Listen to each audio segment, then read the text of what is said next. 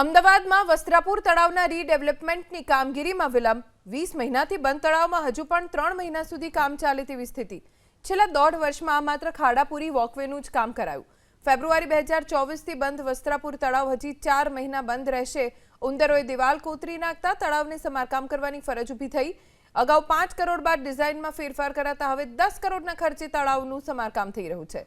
તળાવમાં વોકવે તૈયાર કરવામાં આવ્યો હજી દિવાલ ચણતરનું કામ બાકી છે વસ્ત્રાપુર તળાવમાં એમ્ફી થિયેટરના સ્થાને ફૂડ કોર્ટ બનાવવા નિર્ણય લેવાયો હતો પરંતુ ગુજરાતી કલાકારોના વિરોધ બાદ મનપાએ નિર્ણય રદ કર્યો અમદાવાદ મહાનગરપાલિકા અંતર્ગત આવેલ વસ્ત્રાપુર તળાવ જે ફેબ્રુઆરી 2024થી મુલાકાતીઓ માટે બંધ રાખવામાં આવ્યું છે કારણભૂત છે ઉંદરોએ આ તળાવની દિવાલો કોતરી ખાવાના કારણે અમદાવાદ મહાનગરપાલિકા તરફથી આ તળાવ છે તેના સમારકામની પ્રક્રિયા શરૂ કરવામાં આવી અંદાજે 20 મહિના જેટલો સમય થયા બાદ પણ આ તળાવ છે તેની કામગીરી પૂર્ણ નથી કરાઈ અને મળતી માહિતી અનુસાર હજી પણ 4 મહિના જેટલો સમય આ તળાવને પુનઃ શરૂ કરવામાં લાગી શકે તેમ છે દ્રશ્ય આપણે બતાવીશું જે તળાવ છે તેને નવેસરથી નવીનીકરણ છે ત્યાં કરવામાં આવી રહ્યું છે અને ફેબ્રુઆરી 2024થી જે તળાવ નાગરિકો માટે બંધ કરવામાં આવ્યું હતું ડિઝાઇનમાં વારંવાર ફેરફાર થયા અને તેના કારણે કામગીરી હજી સુધી પૂર્ણ ન થઈ શકી હોય તે પ્રકારની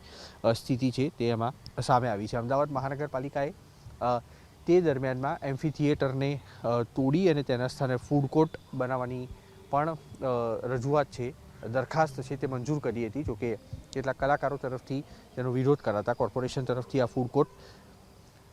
બનાવવાનું કામ છે તે બાદમાં રદ કરવામાં આવ્યું હતું વર્ષ 2022માં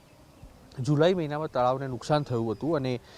તે બાદ 1.5 વર્ષ સુધી કોર્પોરેશન તરફથી આ તળાવમાં ખાડાના પુરાણ કરી અને તેને કામ ચલાઉ રીતે ચલાવવાની પ્રક્રિયા કરવામાં આવી હતી ફેબ્રુઆરી 2024માં કોર્પોરેશન તરફથી આ તળાવ બંધ કરવામાં આવ્યું અને તે બાદ હજી સુધી તેનો વોકવે છે તે તૈયાર થયો છે હજી પણ આખું તળાવ છે અને તેની દિવાલો છે તેને બનીને તૈયાર થતાં લગભગ 4 મહિના જેટલો સમય લાગી શકે તેમ છે કેમેરામેન મલય દવે સાથે કુશાંક સોની એબીપી અસ્મિતા અમદાવાદ